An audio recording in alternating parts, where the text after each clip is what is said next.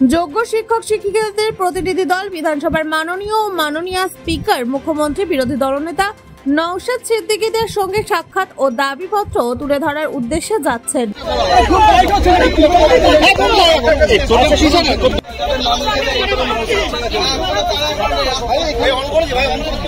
হলাম যোগ্য শিক্ষক শিক্ষিকা অধিকার মঞ্চের পক্ষ থেকে এই 5 জন প্রতিনিধি দল।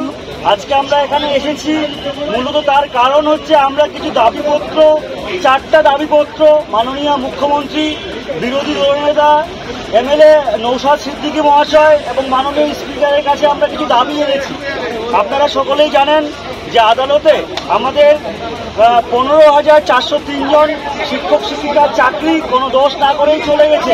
তাই আগামী 16 তারিখ থেকে রাজ্য সরকার এসএসসি নতুন পরীক্ষার জন্য ফর্ম ফিল আপ শুরু করছে।